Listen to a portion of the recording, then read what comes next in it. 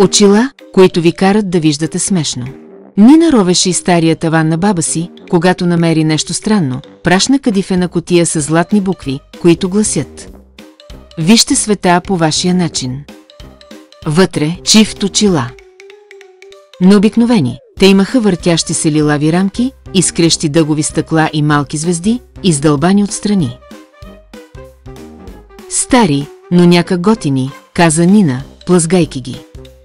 Зап, таванът се завъртя веднъж, после всичко се промени.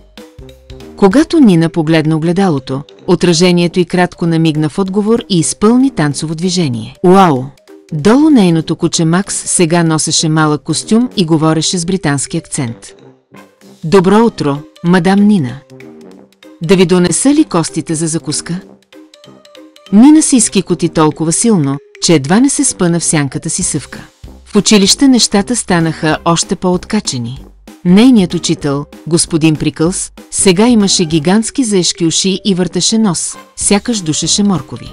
Днешният урок по математика. О, вижте!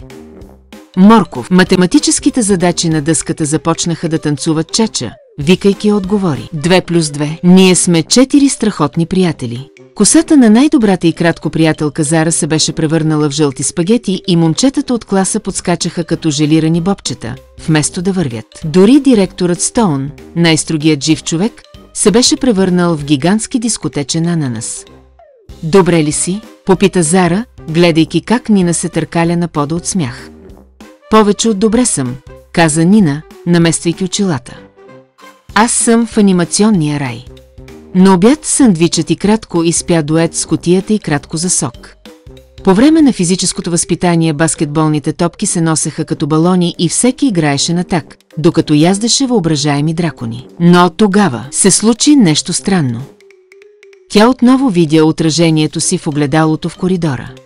Този път истинското и кратко лице беше скрито, заменено от анимационна версия с гугли очи и въртящи се бузи. За момент на Нина и кратко се зави свят. Може би и почивка. Тя свали очилата. Всичко се върна към нормалното.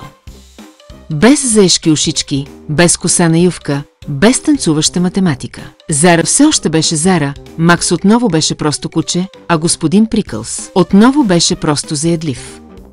Нина погледна надолу към чашите и се усмихна.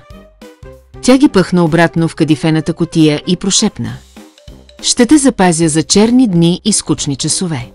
След това тя си изкикоти и отскочи. Вече си представяше как може да изглежда анимационен доставчик на пица. Ключова линия, най-добрите очила. Някога